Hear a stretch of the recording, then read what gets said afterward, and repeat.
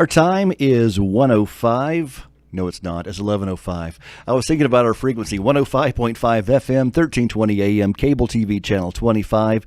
Worldwide, we're at country.am. You can also download the TuneIn app or the Simple Radio app and listen to us there. And if you have the Echo from Amazon, the Echo or the Dot, all you have to do is say, WKRK, or Alexa, play WKRK. All right, there we have properly identified ourselves.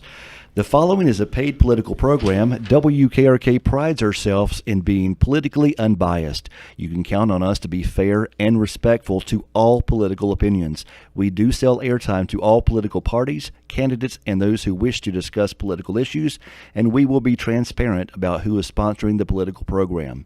If you wish to purchase airtime on WKRK, please call Miss Emma at 828-837-4332. The following program is paid for by Palmer for Sheriff. Good morning. Good morning. How are you this morning? Doing great. Happy Good Friday to you. Yeah. It's I want to mention before we get started about Good Friday. I like to tell people this all the time because it is true.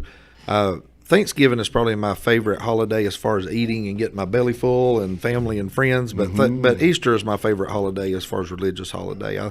I think Easter is the time of year that we really think about what Christianity is all about, and that we really put a lot of emphasis on our risen Savior, and that's what it is all about for Christians. And so we just want to celebrate this Easter season this weekend. And tonight for Good Friday, we're actually doing a Good Friday service at Valleytown Baptist Church. For anybody that don't have anywhere to go that would like to come out tonight, I'll be doing the service there. I will be talking about the Passover meal, the Jewish Passover meal, and all the elements of that meal and explanations of that and how it fits into the Last Supper, and how the disciples and Jesus at the Last Supper, how that all fits in together with that. And so I've never done one of these before. I've never done a Passover explanation before and put it all together in a sermon, but I'm looking forward to it. And it's very interesting. I found a lot of neat things on my research of doing that and putting it together. And you'll be amazed at how things fit in together, the words of Jesus and what he was telling his disciples, and how it relates to the Passover. So, and folks who may not know where the church is located, how do they get there? It's there at Wakefield Road in Andrews. If you go all the way to the end of the 4-lane where it turns to 2-lane and turn right, just turn right, and it's about a quarter mile on your left. You'll see it right on the side of the road. It's right behind Andrews Middle School. Very good. So anybody that don't have anywhere to go tonight that would like to go and experience a Good Friday service, please come out and do that. And after the Passover sermon, and after we do that, we'll be taking communion together and commemorating Easter through communion. So if you would, everybody come out and take part in that tonight. We look forward to it. All right. Sounds great. Okay. Well, Sheriff, you have a guest today. I do. I have a guest with me today. As we were putting programs together and different things, I thought it would be good to have a representation from our commission board to come today. And so today we invited our commission chair, Dr. Dan Eichenbaum. It's good to have you with us today. Thank you for coming out. Sheriff Palmer, it is certainly a pleasure to be on the air with you. Well, thank you. We've had a good relationship, and we've worked well together over the last 4 years, and we've made some progress with the sheriff's office and some different things there, from a lot of budgetary issues that we had to iron out and then get going. One of the biggest things I think we faced in the last 3 years was the issue with vehicles and cars. Wouldn't you think that was one of the top issues? Well, I know that the sheriff's office was using automobiles that were about to drop dead on the road. I think it's really inexcusable to put deputies put their lives at risk in vehicles that were completely unsafe and unreliable. So we worked very hard to put the sheriff's office on a program of routine, regular maintenance with new cars, and then phasing cars in over time and doing proper maintenance over time. That to me is critical. You put, sheriff deputies out on the road. They need to have good when I was wheels. elected and came into office, the average mileage on a car, on a patrol car, now these are the marked cars that's running up and down the road, the average mileage on the cars was 230,000 miles per car. That's what the average was. And as Dr. Dan stated, that was very unsafe. It was unsafe not only for our deputies who were driving around, but it's also unsafe for the public. We actually had one patrol car at the time that when the commission board worked with us and started working on this program, we actually had one car that we brought off the road, moved the deputy out of that car, put him in a new car. That car stayed parked. Now, he was patrolling with this car. It stayed parked. And when the went through Gov Deals and was sold, and when the dealer came and picked the car up, He drove off the sheriff's office and got to the 4-lane, started up the 4-lane, and the wheel flew off of it and went down into a thicket down there. So that deputy was literally driving that car just moments before that. If you look at in the time it was parked from the time it left. And so, you know, how easily that could have been a deputy responding to a hot call and could have been running 100 miles an hour when that wheel came off. So You know, a lot of people may think, okay, my car that I drive back and forth to work, 12 to 15,000 miles a year on it, that's about average. But with the deputy's car, it's a lot more mileage. This is a huge county. deputies put a couple 100 miles a night on the Well, car. it's not just the number of miles; it's Right. the hardness of those miles. Right. They're running those cars hard. They definitely need cars that are reliable. Right. Yeah, but the commission board did work with us very well on getting that issue rectified. We are still we went into a program that we adopted from actually several other counties, but one county in particular. We took their vehicle fleet maintenance program, went through the county manager's office, and it was presented to the commission board.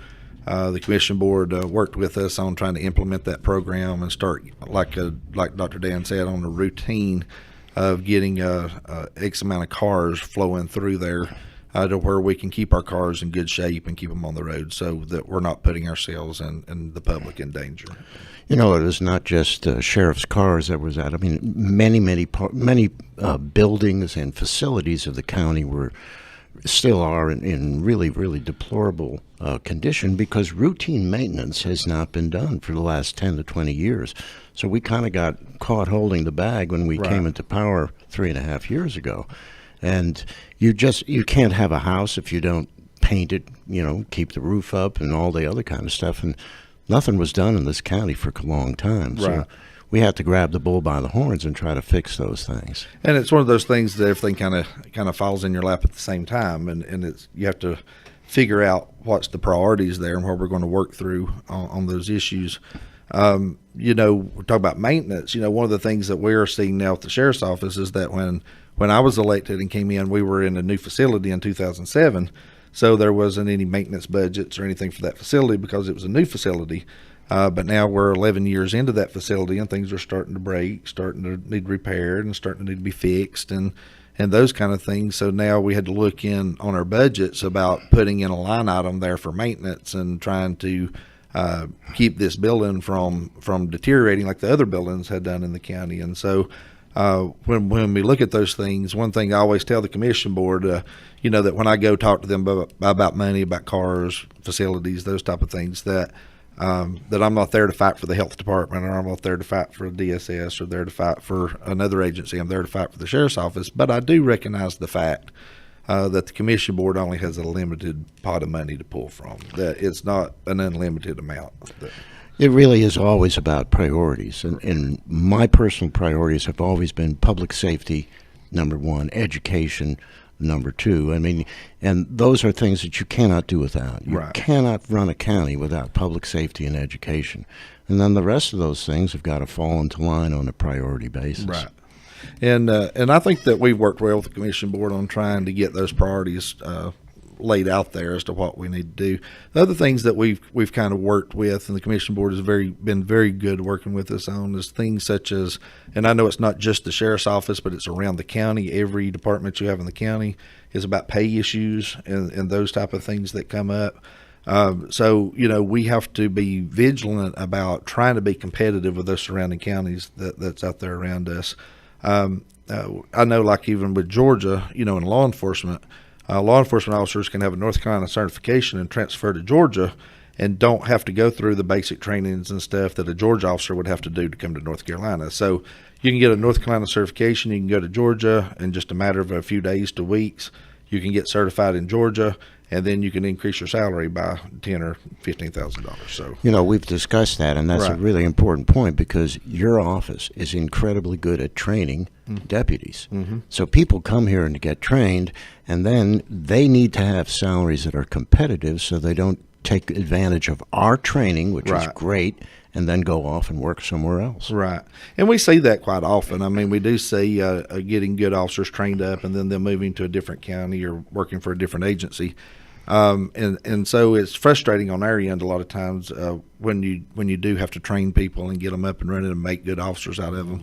and then they get these opportunities in other places. So these are all issues that we're continuing to work on and look at, and it's I think that it would be wise to say that we by no means fixed them at this point. Well, there's a price tag attached to that training. There is, and that's one of the things that we have talked about. You have a different philosophy about things, and some people's philosophy is well, we don't want to invest in training, paying for experience from other counties, for example. If we hire a deputy that's got 20 years experience from another county, we have some people within the county that has the mindset of, well, we don't want to pay for that experience because they've not got that experience in Cherokee County. We want to hire people here in Cherokee County, train them up, and invest in our people here, and make good deputies and other employees out of those people, and that's fine and good. There's not a problem with that. But I keep going back from a law enforcement aspect of if you were to have a problem at your home and say your grandchild come in and said they were touched by someone or there's a sexual assault, who would you rather have responding to that? Would you rather have a 2 or 3 year officer that's 21, 22, 23 years old that just comes straight out of school that's responding to that? Or would you rather have a 20-year veteran, even though his experience may be in another county, another place in the state? Would you rather have someone with 20 years experience coming and investigating that crime and looking into that? So there's pros and cons to both sides of it, and there's trade-offs on both sides. But one of the pay things that we have discussed with the commission board, and I think the commission board is taking into advisement and is thinking about and looking at, is about how do we measure that? How do we? Because obviously, if you have someone who may have 20 years of experience, but if it's not relevant to the job, you don't want to pay for that experience. You want to pay for experience that's relevant to the job. So it's not as easy an issue as public sometimes thinks it is. It can get very complicated, can it not, Dr. Well, Dan? Experience is always important. What's the difference? I mean, if you're really well trained in another county in the same techniques and necessary techniques that we need in our county, the only thing that's really different when you come here, there may be a few, procedural things that are different. You need to know the roads because the road map is different. But the training that you get as a deputy sheriff is kind of basic. Right. And if you bring those basic skills plus 10 or 15 or 20 years of experience, that's invaluable to me. Because there are things that he learned that he learned by experience, and you can't teach that. I remember when I was hired as a deputy and coming straight out of BLET, Eddie Harden was the chief deputy then, and I remember I came to the sheriff's office and got my uniform and my gun and my badge and all those things you need to work, and reported for duty the next morning. And I never will forget, I walked in and Eddie Harden was in his office, and he said, you've been to school, you've got certified, you've got trained. He said, now it's time to learn how to be the police.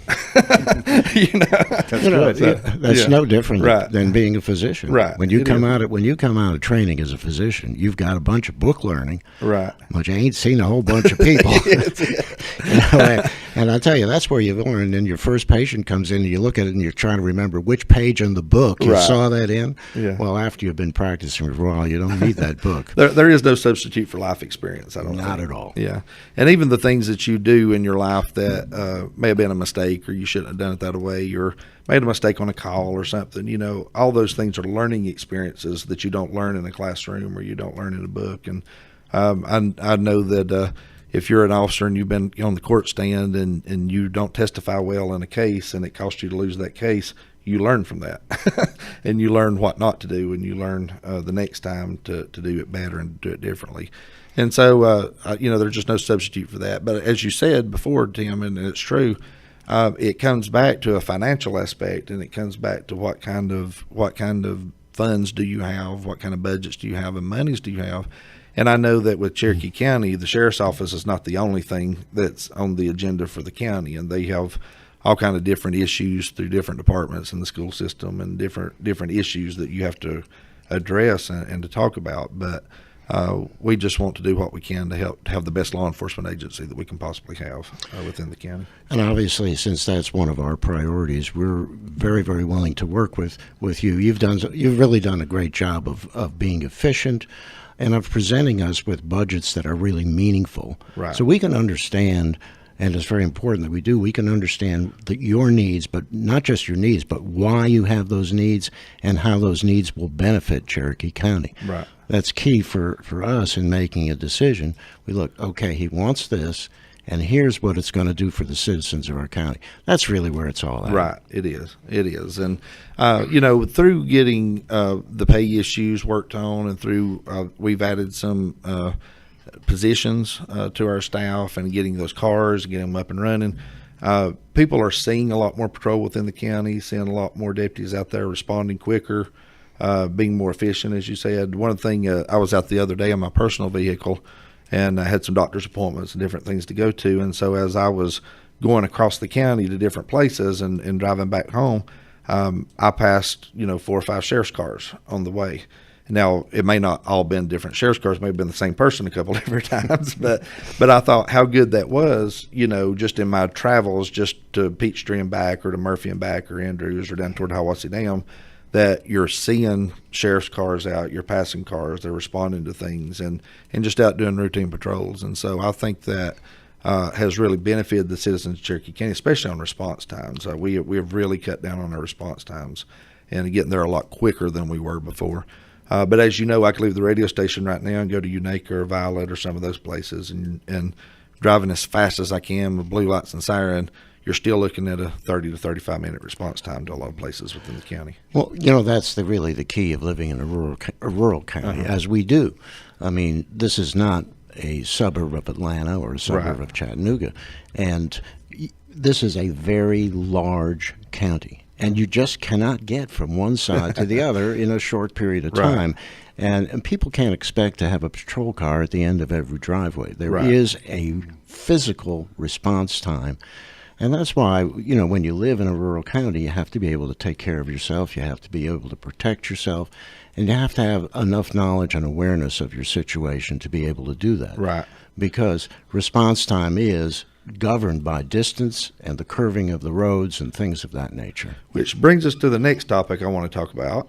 Is we had a good time at the NRA dinner last night, and we had a wonderful time. Had a wonderful time there last night, and supporting the NRA and our rights to the Second Amendment and keeping firearms and protecting ourselves. And one of the things I always like to say when we talk about the Second Amendment, though, is that a lot of people kind of miss the point on that a little bit. That even though it is there, and we can protect ourselves, protect our homes, protect our families, those type of things. The Second Amendment is in that same place where it talks about the forming of militias and all those kind of things. So the Second Amendment was there to protect ourselves against our own government in case of tyranny. And that's what the whole basis of it was. And so that's why, when you have these protests of taking people's guns and changing the Constitution and all these kind of things, that's why that people are so passionate about that, is because any government that turns into a tyranny, first thing they want to do is take your guns away from you, and so take your weapons and ability to protect yourself away from you. So I think it's important that we understand that and protect the Second Amendment, and that we protect our right to keep and bear arms. Well, this is a really extremely important and interesting point. The Constitution itself is kind of like the operating manual for the central government or the federal government itself. That's what that body of the Constitution is. So it's important for the government. But what's really important for you and me as citizens is the Bill of Rights. Right. And that Bill of Rights defines the relationship of people to the government and government to the people. And that Bill of Rights, of course, is based upon natural law rights that are given to us by God as people. Right. And one of those rights is self-protection and freedom of speech and privacy, and all of those things are embodied in the Bill of Rights.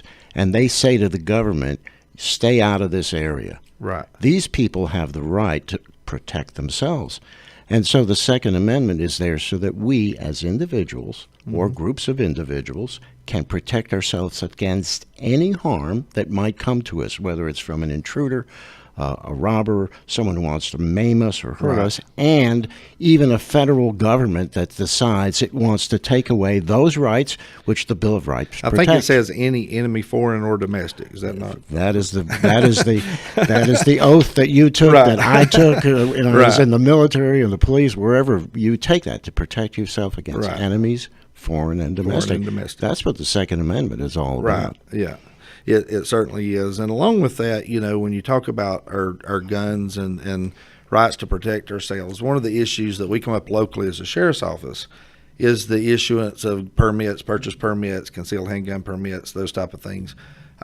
When I first took over in December of 2014, starting in the 2015 year, you could come to the sheriff's office and do a background check and do a couple little checks, and you could literally walk out in an hour or so with a permit, whether it be a purchase permit, and it took a day or two to get a concealed permit.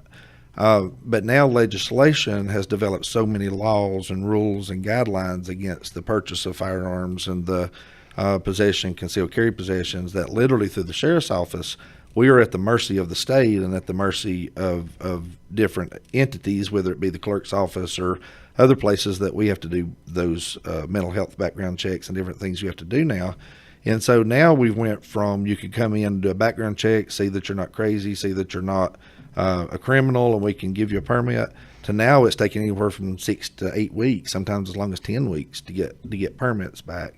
And government just seems to be encroaching even farther and further into the right to keep and bear arms. What's your thoughts about that, Dr.? Well, this is an open carry state, and there are a number of open carry states, and I personally believe in constitutional carry. Mm-hmm. The Constitution is the rule of the land, and the Constitution also says that the rights of citizens in one state are guaranteed to citizens in all states.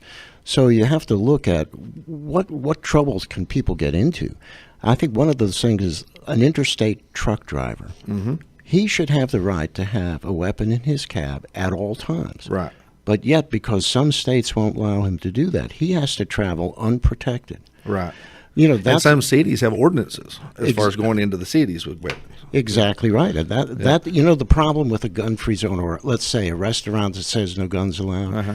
Yes, you can't have a gun in the restaurant, but you have to go from your vehicle to the restaurant and from the restaurant back to your vehicle. What if you're in a dangerous area or anyone could come up to you and you're completely unprotected? And that's the problem with gun-free zones is that they really make you unsafe, not just there, but kind of everywhere. Well, I think we can look at Chicago and other places and see that gun-free zones really doesn't work. The highest murder rates of anywhere in the nation is in gun-free zones. Well, the bottom line is criminals don't respect the law. I mean, you can't expect them. That's why they're criminals. Yeah. So along those lines of protecting yourselves and things, one of the things that I have done as a sheriff in the sheriff's office is teaching safety trainings within churches and safety trainings for businesses, and we do school shooter drills and business shooter drills and those type of things for people that want those things for their businesses and for their churches and their schools. And so as a sheriff's office, we've been providing those things to the public and going out and doing those type of trainings. I don't know how many churches I've done. I should have been keeping track of it, but especially since the Sutherland Springs, Texas shooting, we have had lots of churches in the area request me to come out and do speeches or do trainings for them and do PowerPoint presentations and those type of things. I've even had churches from Georgia and from Tennessee calling saying, would you come into our state and do it? So I always tell those folks, if you're out there listening, I will come in your state and do those, but I would really like to have a conversation with your sheriff first before I come into your state to do it. But the thing about it is, I think it's important that we think about these things in today's society about protection of ourselves and protection of our families and doing those type of trainings, because unfortunately we don't live in the same world we lived in 50 years ago. It's a different world, and we have to be prepared for those things that happen out there. I think that's really a good point, Sheriff, that, I've been in Murphy for about 35 years or so, and when I moved here, I could drive into town in my truck, leave the keys in the ignition and walk away, and I just don't do that anymore. Right. It's still a lot better here by far than anywhere else. I mean, I love it here. Yeah. You couldn't get me out of here with a stick of dynamite, but things do change over time. And I think what you're talking about is people need to understand the concept of situational awareness. Right. They need to be able to understand what's going on around them at all times in order to be safe. Right. I think you're right about that. And my wife, she don't even ask questions anymore. She knows that when we go to a restaurant that she'll sit on the side facing the door because she knows I won't set my back to the wall where I can see the door and I can see what's going on and I can see who's approaching us and those type of things. And I was sharing with someone just the other day, that when my first 20 years of law enforcement, I never carried an off-duty weapon. I never carried one anywhere I went. And it just seems like that in today's society, not just in Cherokee County, but everywhere, no matter where you go, just feel like there's a need to have a weapon and protect myself. And so wherever I go, I have a weapon with me now. And so, whether I'm going to Georgia to eat or over to Tennessee or wherever it may be or other places in the state, I just feel like with everything that's going on in the world around us, you need to be able to protect yourself. Well, part of situational awareness is the fact that distance is your friend. Right. And a knife is good, but you can't bring a knife to a gunfight. Yeah.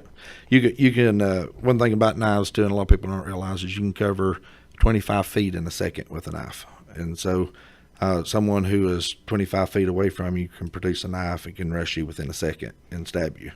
And for most people, that's not even enough time to process what's going on and realize that there's danger there to protect yourself. So it is training. It is situational awareness. It's thinking about things. That's part of the church trainings and different things that we do there is knowing your surroundings, knowing where your exits are, knowing, threats that's not just in your sanctuary or in your church, but threats in your neighborhood, houses that may be nearby that could be drug houses or could be problems there. Whether you're in more of inside the cities or whether you're out in the country, what kind of response time you're going to have from law enforcement, those type of things, and just kind of knowing where you're at and having some type of plan. Because having some type of plan is better than having no type of plan. One of the ways you develop that plan is to formulate in your mind an attack on yourself. Right. And you kind of look around and say, if I were going to attack me, right, how would I do it? How would I do that? And Yeah. once you start looking at those factors, you say, well, those are the things I have to protect. Right. Because now I know the avenues of attack, my strengths and weaknesses. Someone else who knows that is going to take advantage. Right. I can now, by knowing that, protect myself even better. Yeah. And I think we're about to run out of time, but Dr. Dan, I want to thank you for coming by today, and I want to thank you for sharing your insights and thoughts on different things with us. One thing I do want to say before we close out here in a minute is that this is election year, and our elections are going to be decided in May 8th. Early voting does start on April 19th, so you can vote from April 19th to the weekend before the May 8th primary. So remember to come out and vote early because people, I've learned in my life that if you wait till the very last minute to vote, then something could happen and you may not make it. So go ahead and plan on voting early, come out early and vote and get that out of the way. And that way, if something happens later on, you don't have to worry about trying to make it to the polls and do those kind of things. Also, the other thing I do want to mention, too, is that this is a Republican primary where most races are going to be decided in. So Democrats can't vote in that. So if you want to vote in the sheriff's race or these commission races that are done on the Republican side, you'll either have to register as an independent or a Republican to vote in those. And the deadline for doing that is April 13th. So if you want to switch over and vote, you have to do that before April 13th. Is there anything you'd like to say about your race, Dan? Or? Well, absolutely. I've been really proud and very honored to have served as commissioner for the last 3.5 years, and I am absolutely wanting to serve again for another 4. And I would very, very humbly ask for your vote and support in the May 8th primary. I think that we have done an excellent job, and we've put the county citizens first, and we've achieved an awful lot. So, I would agree. I would agree with that. And I do want to say that before we close out here a minute, Tim, is that the fact of the matter is that I did not run for sheriff for power. I did not run the sheriff to get rich. Of course, you don't do anything in law enforcement to get rich. but really, I was born and raised here in Cherokee County. This is my home. This is where I've lived my entire life, other than when I went off to work in Atlanta for a little while and when I went off to college at Cullowhee. But this is where I live. This is where my family is. This is where my children grew up. This is where my parents live. This is where all my aunts and uncles and friends live. And so I count it an honor to be able to serve as sheriff. And whether that's 4 years or 8 years or 16 or 20 or however long it is, I want to cherish my time as sheriff because I think it is an honor to serve as sheriff.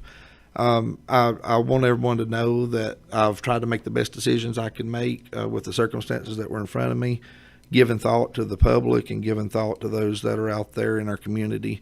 And I can honestly say that I've made no decisions that was beneficial just for myself, but every decision I've tried to make was beneficial for our community and for our public. And so I just want to say that I do count it an honor to serve as sheriff, and I do request your vote, and I would love for you to be able to go out and vote for me and give me another 4 years to serve you. And if you would allow me to serve you for another 4 years, I would again count that as an honor and a privilege. All right, and Dr. Dan, I want to apologize to you because of me. Someone I had a conversation with started questioning your age. we were talking about, I said, when I was a little kid, about 5 or 6 or 7 years old, I went to Dr. Eichenbaum for my eyes. He was over in Dr. Wells's office when you first started practice here. And the person, he says, Dr. Dan has been around that long. So they were actually making fun of my age. Yeah. But you had mentioned you've been practicing here 30, 35 years now? I've been practicing here for 32 years. This is the most fantastic place I've ever lived in my life. I love it here. And contrary to popular opinion, I am not retired in any way. I am not going to retire until the Lord summons me home. Yeah, I do remember that white building just up the street on Peachtree Street when you first started practicing there in Dr. Wells's office. Such a neat little building. It was incredible to be practicing in her office. And what a joy it was to know her. All right. Well, gentlemen, thank you very much. We appreciate it, and we'll be talking with you soon. The preceding program was a paid political program paid for by Palmer for Sheriff. To purchase airtime on WKRK, please call area code 828-837-4332. You are invited to the Fields of the Woods.